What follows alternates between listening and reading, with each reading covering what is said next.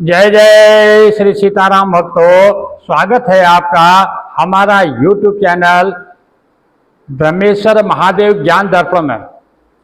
भक्तों, आज हम चर्चा करने वाले हैं जैसे कि भगवान श्री हरि विष्णु के जो 24 अवतारों की कथाएं हम सुना रहे हैं। इसमें से 11 अवतारों की कथा पहले सुना चुके हैं। आज हम 12वां अवतार भगवान श्री हरि विष्णु जी का पृथु अवतार की कथा हम सुनाने जा रहे हैं। भक्तों, ये कथाएं हम पूज्यपाद श्री नाभादास जी कृत जो भक्तमाल ग्रंथ है वहाँ से सुना रहे हैं। इसमें यदि सुनाने में हमसे कोई त्रुटि होती है, उस त्रुटि के लिए हम क्षमा प्रार्थी है। और आप भगवान की लीलाओं का आनंद लीजिएगा, हमारी टूटी फूटी भाषाओं पर ध्यान मत दीजिएगा। भक्तों, यदि आप हमारे चैनल पर नए हैं, अभी तक आपने हमारे चैनल ब्रह्मेश्वर महादेव ज्ञान को सब्सक्राइब कर लीजिएगा। वीडियो आपको अच्छी लगे तो लाइक कीजिएगा। भक्तों, जब जब धरती पर किसी प्रकार का अत्याचार बढ़ता है, पापाचार बढ़ता है, धरती पर जब पापियों का बोलबाला ज्यादा हो जाता है, तो जब धर्म लुप्त होने लगता है, तब भगवान किसी न किसी रूप में धरती पर अवतार लेकर के धर्म की रक्षा करते हैं, संत समाज की रक्षा करते हैं, धर्म की स्थापना करते हैं।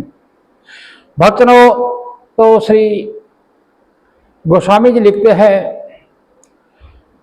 कि महाराज अंग की जो पत्नी थी सुनीता, जो साक्षात मृत्यु की कन्या थी, यानी जो मृत्यु देवता है उनकी जो पुत्री थी उसका नाम था सुनीता। वो अंग जो राजा थे उनकी पत्नी थी। तो उनसे एक पुत्र उत्पन्न हुआ जिसका नाम था वेन। और वेन जो पुत्र हुआ वो अपने नाना की तरह मृत्यु का जो स्वभाव था उसी का अनुसरण करने के कारण अत्यंत क्रूर कर्म करने वाला हो गया। तो जैसे मृत्यु है, मृत्यु तो भाई उसका काम ही क्रूर का कर्म है। किसी को प्राण लेना, जीवन लेना, समाप्त करना ही मृत्यु का कार्य है। वो भी वेन अपने नाना को देख देख करके वो भी क्रूर कर्म करने वाला हो गया। फलस्वरूप उसकी दुष्टता से उद्विग्न होकर के जो राजऋषि, जो अंग देश के जो राजा थे, महाराज थे, वो अपना नगर छोड़ करके वहां से वन को चले गए। उन्होंने अपने पुत्र से तंग आकर के उन्होंने अपना राज्य छोड़ दिया और वहां से छोड़ करके अपने वन को चले गए। तब राजा के अभाव में राज्य में अराजकता फैलने लगी। जहां तहां मतलब मारकाट मचली, चोरी उच्चके इत्यादि होने लगी। राजा है नहीं वहां पर कोई, तो अराजकता फैलने लगी। तो इसलिए वहां के ऋषियों ने कोई और उपाय न देख करके जो वेन जो था, जो दुष्ट जो था, क्रूर कर्म करने वाला था, वो राजा के योग्य भी नहीं था, लेकिन मजबूरी में उसको अयोग्य होने पर भी राजपद पर अभिषिक्त कर दिया और उसके राजा घोषित कर दिया। लेकिन वेन जो था स्वभाव से क्रूर था, दुष्ट था। ऐश्वर्य पाकर के जब उसके धन दौलत राज्य शासन जब मिल गया तो वो तो भी और भी ज्यादा क्रूर हो गया और अत्यंत उन्मद और विवेक शून्य वेन जब धर्म एक धर्मात्मा पुरुषों का अनिष्ट करने पर तुल गया, तो ऋषियों ने उसे बहुत समझाया। ऋषि मुनियों ने समझा करके बहुत कोशिश करी, परंतु उसके समझाने पर भी वो समझना तो दूर रहा, उल्टे उन्हीं ऋषि मुनियों को डांटने डपकने लगा, उन्हीं को धमकियां देने लगा, उन्हीं की अवहेलना करने लगा। तब क्षुब्ध होकर के ऋषियों ने क्रोध करके हुंकार मात्र वेन को मार डाला, यानी उसकी मौत, उसकी मृत्यु हो गई, उसको मार डाला। तो परंतु अब कोई राजा नहीं, अब राजा से शून्य है। तो इसलिए अब जो राज्य में अनेकों प्रकार के लुटेरों द्वारा प्रजा को बहुत सारा कष्ट होने लगा। अब वहां पर लूट खटोट चोरी उच्चके, कोई राजा है नहीं, कोई शासन है नहीं, जिसकी मर्जी जो आई वो ऐसा करे। ऐसा यह देख करके ऋषियों ने शरीर के जो वेन का जो शरीर पड़ा था, जो मृतक शरीर था, उसका मंथन किया। मंथन करने के बाद प्रथम तो उन्होंने उनका जांघ का मंथन किया। तो उस जांघ से एक बौना पुरुष कुरूप काला कलुटा उत्पन्न हुआ। और जब उसने पूछा कि जो कुरूप जो बौना पुरुष जो उत्पन्न हुआ, उसने ऋषियों से पूछा कि भाई मैं क्या करूं। तब ऋषियों ने कहा कि निषेध अर्थात तुम बैठ जाओ। इसी से वो निषाद कहलाया। और फिर वे इनकी जो है भुजाओं का जो है दोनों भुजाओं का मंथन किया, तो उनसे जो है एक स्त्री और पुरुष का जो है जुड़ाव उत्पन्न हुआ। जब पुरुष से जो है पुरुष और स्त्री का जुड़ाव प्रकट हुआ, तो ऋषि ने जो है पुरुष को नाम जो है पृथु नाम से उसको विख्यात हुआ, उसका नाम पृथु रखा, और जो स्त्री थी उसका नाम अर्ची नाम से संबोधित किया। पृथु और अर्ची नाम से दोनों प्रसिद्ध हुए। तो स्त्री पुरुष का जोड़ा प्रकट हुआ, तो ऋषि जो वहाँ के ऋषिगण थे, जो ब्राह्मणों ने को श्री पृथु जी के जो है हाथ में देखा, तो उनके हाथ में जो है किसी रेखा से कटा हुआ चक्र का एवं पाँव में जो है कमल का चिन्ह देख करके बड़ा हर्ष हुआ। उन्होंने जब उनके हाथ पैर जब देखे बालक के, उसके हाथ में जो चक्र था, पैरों में जो है कमल का चिन्ह था, यह देख करके ऋषि मुनि समझ गए ये कोई और नहीं, साक्षात पर ब्रह्म परमेश्वर श्री विष्णु जी ही इस रूप में आए हैं। तो पृथु को रूप में श्री साक्षात हरि के अंश ने ही जो है संसार की रक्षा के लिए अवतार लिया है। और तो ऐसा जान करके ऋषि मुनि को अति हर्ष हुआ, और अर्ची के रूप में जो है निरंतर भगवान की सेवा में रहने वाली स्वयं जो है लक्ष्मी जी प्रकट हुई है, ऐसा जो है ऋषियों ने अनुमान लगाया। तो उन दोनों को जो है उन्होंने नमस्कार किया।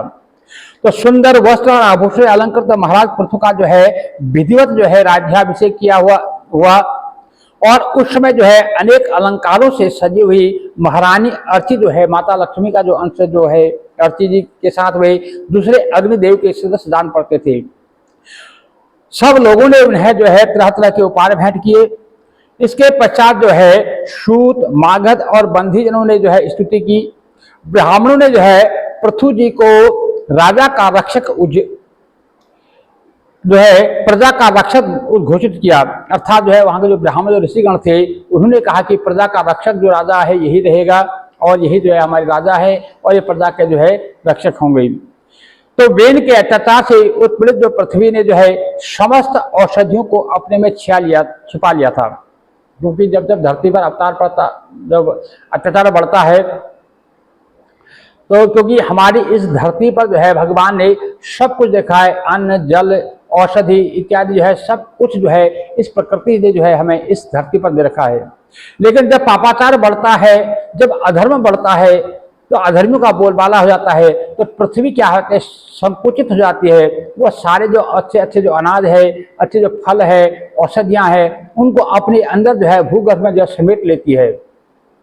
तो इस प्रकार से जो है वो सबको जो है संकुचित करके अपने अंदर रख लेती है। तो जब वेन का राज्य था, तो वेन के राज में जो है पृथ्वी बहुत हाहाकार मचा हुआ था। तो उस समय जो पृथ्वी ने जो है जितनी जो अच्छे अच्छे जो अनाज थे, जो औषधियाँ थी, उनको जो है अपने गर्भ में छिपा लिया था। तो इसी कारण है कि अब पृथ्वी जी का राज्य तो हुआ, परंतु अब उसमें जो है ना तो उसमें कोई रस भरी फल है, न अन्न है, न उसमें कोई औषधि है। अब रसा होने के कारण भी जो है पृथ्वी जो है रसहीन बनी हुई रही। फलस्वरूप भूख के कारण जो है प्रजाजनों के शरीर जो है सूख करके काटे होने लगे, क्योंकि अब न अन्न है, न औषधि है, न फल है, न जल है, तो सबके जो है शरीर सूखने लगे। तो उन्होंने जो है सारे प्रजाजनों ने मिलकर के अपने स्वामी पृथु के पास जाकर के कहा। तो पृथु जी ने जो है क्रोध में भर करके पृथ्वी को लक्ष्य करके एक बाण चढ़ाया। अब जो है पृथ्वी को गुस्सा आया कि मेरी प्रजा इस तरह से भूखों मर रही है, तो उसने पृथ्वी को जब अपना क्रोध दिखाया, तो पृथ्वी प्रथम तो डर करके गो रूप धारण करके भागी। जब पृथ्वी को कोई चीज नहीं हुआ, उसने गाय का रूप बनाया और वो भागने लगी। परंतु कहीं भी जब बचाव न दे करके तो पृथ्वी जी की शरण में आ गई। तो उसने जब देखा इधर भागी, क्योंकि पृथ्वी जी कोई और नहीं, वो जो है भगवान श्री हरि विष्णु ही है। जब उसने जान लिया तो इधर से भाग करके जो है वो पृथ्वी जी की शरण में आ गई। तब श्री पृथ्वी ने पृथ्वी के संकेत से गोरूप धारणी पृथ्वी का जो है दोहन किया, जिससे पुनः सभी अन्न और औषधियां जो है प्रकट हो गई। प्रजा सुख चैन से फिर रहने लगी, जो है फिर पृथ्वी पर जो है अन्न उगने लगे, औषधियां उत्पन्न हो गई, जल जहां जिसकी जरूरत है वो सब कुछ जो है सुजित हो गई। परम धर्मात्मा श्री पृथु जी ने जो है 100 अश्वमेध यज्ञ करने का संकल्प कर 99 यज्ञ पूर्ण कर लिए। उन्होंने संकल्प लिया कि मैं 100 अश्वमेध यज्ञ करूंगा, लेकिन 99 यज्ञ उनके पूर्ण हो गए। तो जब 100वें अश्वमेध यज्ञ का नंबर आया, तब जो है इंद्र को अब डर सताने लगा। इंद्र को सताने लगा कि ये जो है यदि इनके 100 अश्वमेध यज्ञ पूरे हो जाएंगे तो ये जो है हमारे जो इंद्रासन छीन लेंगे, यानी सिंहासन जो है छीने जाने के भय से वो काफी चिंतित हुए और उन्होंने जो है उनके 100वें अश्वमेध यज्ञ में जो है विघ्न डालने की सोची। उनको डर हो गया कि यदि इनके 100 अश्वमेध यज्ञ पूरे हो जाएंगे तो उनका जो है मेरा जो इंद्रासन जो है वो छिन जाएगा। तब इंद्र का वध करने के लिए उद्यत श्री पृथ्वी जी को जो है याजकों ने यज्ञ में क्रोध को अनुचित बताकर स्वयं मंत्र बल से बलपूर्वक इंद्र को अग्नि में हवन कर देने का निश्चय किया। क्योंकि जब सभी यज्ञ राजस्व यज्ञ हो रहा था तो माफ कीजिएगा संवाद अश्वमेध यज्ञ हो रहा था तो इंद्र ने जब उसमें बाधा डालनी चाहिए तो पृथ्वी जी को काफी क्रोध आया। उन्हें धनुष लेकर के जो है इंद्र को जो है नष्ट करना चाहा। तो सारे जो ऋषिगण थे जो यज्ञ करवा रहे थे जो ब्राह्मण जन थे उन्होंने बताया कि यज्ञ के कार्य में जो है समय क्रोध करना अच्छा नहीं है, आप शांत से बैठिए, हम ही जो है अपने मंत्र बल के द्वारा इंद्र को जो है नष्ट कर देंगे और इसी हवन कुंड में जो है हवन कर देंगे। ऐसा जो है ऋषि मुनि ने उनको समझाया। तब जाकर के पृथ्वी जी शांत हुए। तब लोक सृष्टा जगत पितामह ब्रह्मा जी ने ब्राह्मणों को समझाकर रोका। जब ब्राह्मण ऐसा करने लगे तो ब्रह्मा जी स्वयं प्रकट हुए। उन्होंने जैसे भी ब्राह्मण जनों को समझाया कि तुम ऐसा मत करो। तो पृथ्वी जी का 100 यज्ञ करने का जो आग्रह था उससे निवृत्त कर इंद्र से संधि करा दी। अर्थात ने फिर जो है वो 100 यज्ञ उनको जो है मना करा करके उन दोनों को जो है आपस में संधि करा दी। महाराज पृथ्वी के जो है 99 यज्ञों से ही जो है यज्ञ भोक्ता यज्ञेश्वर भगवान श्री विष्णु को जो है भी बड़ा संतोष हुआ क्योंकि उनके 99 यज्ञ हो चुके थे। उससे हंसते हरि भगवान विष्णु अति प्रसन्न हुए। तो वे देवराज इंद्र को साथ लेकर के श्री पृथ्वी जी के सामने प्रकट हुए। तो अपने ही कर्म से लज्जित इंद्र जो है पृथ्वी जी के चरणों में गिरना ही चाहते थे कि पृथ्वी जी जो है उन्होंने इंद्र को अपने चरणों में नहीं गिरने दिया बल्कि उनको उठा करके जो है अपने हृदय से लगा दिया। भगवान का दर्शन पा करके श्री पृथ्वी जी निहाल हो गए क्योंकि अब साथ में जो है श्री हरि भगवान विष्णु स्वयं आए हुए थे। उनको देख करके पृथ्वी जी काफी खुश हो गए, प्रसन्न हुए। तो आंखों में जो है प्रेमाश्रु, प्रेम के आंसू उनके झरझर झरझर बह रहे हैं। शरीर में जो है उनका रोमांच है, हृदय में उमड़ा हुआ आनंद अनंत सागर जो है और बहुत ही जो है उनके आनंद अबला ऐसा है उस कहा नहीं जा सकता, इतना आनंद उनके शरीर में है। तो यह थी उस समय पृथ्वी जी की अवस्था। उन्होंने हाथ जोड़ करके भगवान की स्तुति की। भगवान ने पृथ्वी जी के गुणों की सराहना करते हुए वर मांगने को कहा। तब पृथ्वी जी बोले, जब भगवान ने उनसे भगवान पर प्रसन्न हुए तो भगवान ने पृथ्वी से कहा कि हे पृथ्वी जी, तुम्हें जो भी वर मांगना हो आप जो है निसंकोच हमसे मांग सकते हैं। तब पृथ्वी जी ने हाथ जोड़कर कहा, न कामयि नासत्रव्यहम् क्वचिन्न यत्र समुच्चरणाम्बुजा सवहौ महत् मात्र हृदय मुखच्युतौ विद्वत् संकर्णायुत मेवरः। मुझे तो उस मोक्ष पद की भी इच्छा नहीं है। तो श्री पृथ्वी जी कहते हैं भगवान से, मुझे तो वह मोक्ष पद भी नहीं चाहिए जिसमें महापुरुषों के हृदय से उनके मुख द्वारा निकला हुआ आपके चरण कमलों का मकरंद नहीं है। अर्थात ऐसा मोक्ष किस काम का जहां पर जो है आपका जो है नाम का उच्चारण ना हो, आपकी लीलाओं का गुणगान न हो, आपके चरण कमलों का जो है गुणगान ना हो। ऐसा मोक्ष किस काम का जहां आपकी कीर्ति कथा सुनने का सुख ना मिलता हो, वह मोक्ष मुझे नहीं चाहिए। क्योंकि जो भगवान की कीर्ति, भगवान की लीलाओं को जो सुनने का, उनके चरणारों की जो है जो कथाओं को सुनने का मौका जो है हमें इस मनुष्य देह में प्राप्त हो सकता है। तो पृथ्वी जी कहते हैं, मुझे वो मोक्ष, ऐसा मोक्ष नहीं चाहिए जहां आपकी कथा, आपकी लीलाएं, आपकी कीर्ति को सुनने को ना मिले। ऐसा मोक्ष मुझे नहीं चाहिए। इसलिए मेरी तो यही प्रार्थना है कि आप मुझे 10,000 कान दे दीजिए। जय हो प्रभु। कहते हैं कि आप मुझे 10,000 कान दे दीजिए जिनसे मैं आपकी लीला गुणों को जो है सुनता रहूं। मेरे जो है इन 2 कानों से पूरा नहीं पड़ता। मैं 10,000 कानों से जो है आपकी कीर्ति को सुनता रहूं, आपकी लीला और गुणों को सुनता रहूं। इस प्रकार प्रार्थना करने पर उनको जो है अपनी भक्ति का वर प्रदान करके भगवान वहीं पर अंतर्धान हो गई। भगवान ने जो है उसको अपनी भक्ति का अपना भक्ति दान करके उनको वरदान दिया और भगवान वहीं पर अंतर्धान हो गई।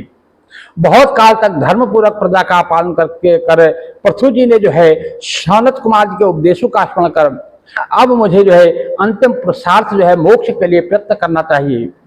तो अब उन्हें जो है अब सोचा कि भाई चलो अब पृथ्वी का जो है राज्य सुख भोग करके अब अंत समय आ गया है, तो अब हमें जो है मोक्ष के लिए प्रयत्न करना चाहिए। तो पृथ्वी का भार जो है अपने पुत्रों को सौंप करके वह अपनी पत्नी सहित जो है तपोवन को चले गए और वहां जाकर के जो है भगवान सनत कुमार ने जिस प्रमोदकृष्ट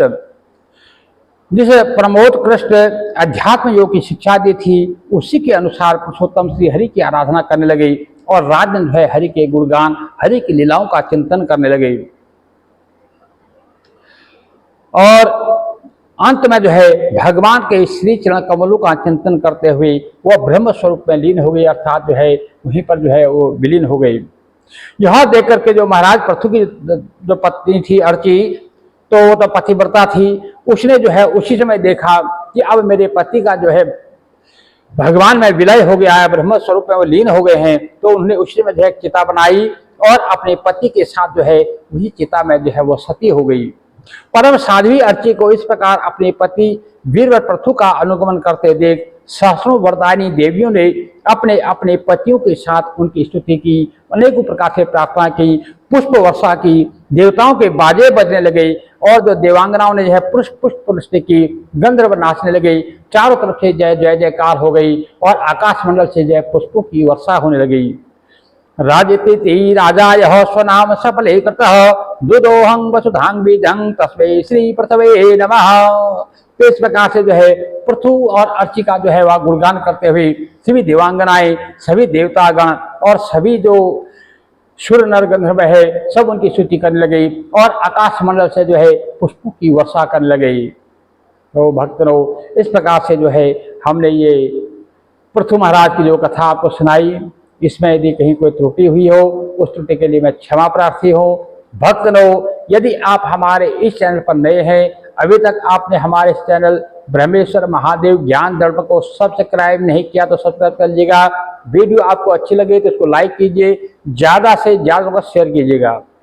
भक्तों, ये जो भगवान श्री हरि विष्णु की अवतार की कथाएं हैं, इन कथाओं को सुनने से हमारे जो है ना, हमारे जो पूरे दिन जो हमारे कुछ पाप ऐसे होते हैं, जाने अनजाने में जो हमारा मन जो है विलीन होता है, वो जो है इन कथाओं को सुनने से जो है हमारा मन जो है भक्ति की ओर अग्रसर होता है, हमारे पापों का क्षय होता है और हमें जो है प्रभु की भक्ति प्राप्त होती है। इसलिए भक्तों, सभी से मेरा यह अनुनय विनय रहता है कि हमें जो है प्रभु की ज़्यादा से ज़्यादा कथाएं सुननी चाहिए, उनकी लीलाओं का गुणगान करना चाहिए, उनकी जो है नाम का स्मरण करना चाहिए। जय जय श्री सीताराम भक्तों।